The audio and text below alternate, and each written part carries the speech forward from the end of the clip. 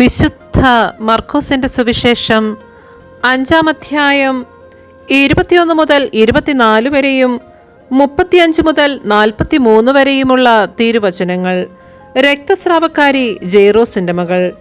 യേശു വീണ്ടും വഞ്ചിയിൽ മറുകരയെത്തിയപ്പോൾ ഒരു വലിയ ജനക്കൂട്ടം അവന് ചുറ്റും കൂടി. അവൻ കടൽ തീരത്ത് നിൽക്കുകയായിരുന്നു. അപ്പോൾ സിനഗോഗ് അധികാരികളിൽ ഒരുവനായ ജൈറോസ് അവിടെ വന്നു. അവൻ യേശുവിനെ കണ്ട് കാൽക്കൽ വീണ് അപേക്ഷിച്ചു, എൻ്റെ കൊച്ചുമകൾ മരിക്കാറായി കിടക്കുന്നു. അങ്ങ് വന്ന് അവളുടെ മേൽ കൈകൾ വെച്ച് രോഗം മാറ്റി അവളെ ജീവിപ്പിക്കണമേ. യേശു അവൻ്റെ കൂടെ പോയി.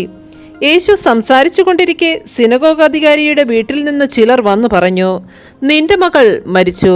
ഗുരുവിനെ ഇനിയും എന്തിനു ബുദ്ധിമുട്ടിപ്പിക്കുന്നു?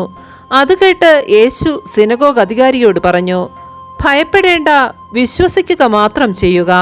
പത്രോസും യാക്കോബും യാക്കോബിന്റെ സഹോദരൻ യോഹന്നാനും ഒഴികെ മറ്റാരും തന്നോടുകൂടി പോരാൻ അവൻ അനുവദിച്ചില്ല. അവർ സിനഗോഗ് അധികാരിയുടെ വീട്ടിലെത്തി. അവിടെ ആളുകൾ വലിയ ബഹളം വയ്ക്കുന്നതും ഉച്ചത്തിൽ കരയുന്നതും അലമുറയിടുന്നതും അവൻ കണ്ടു.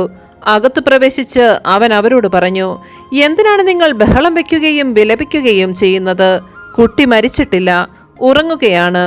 അവർ അവനെ പരിഹസിച്ചു. അവനാകട്ടെ അവരെ എല്ലാവരെയും പുറത്താക്കി. അനന്തരം പെൺകുട്ടിയുടെ മാതാപിതാക്കന്മാരെയും തൻ്റെ കൂടെയുണ്ടായിരുന്നവരെയും കൂട്ടിക്കൊണ്ട് അവളെ കിടത്തിയിരുന്നിടത്തേക്ക് അവൻ ചെന്നു.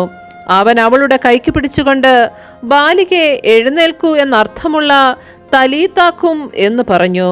തൽക്ഷണം ബാലിക എഴുന്നേറ്റ് നടന്നു. അവൾക്ക് 12 വയസ്സ് പ്രായമുണ്ടായിരുന്നു. അവർ അത്യന്തം വിസ്മയിച്ചു. ആരും ഈ വിവരം അറിയരുത് എന്ന് യേശു അവർക്ക് കർശനമായ ആജ്ഞ നൽകി. അവൾക്ക് ഭക്ഷണം കൊടുക്കാൻ അവൻ നിർദ്ദേശിച്ചു. നമ്മുടെ കർത്താവായ മിശിഹായ്ക്ക് സ്തുതി.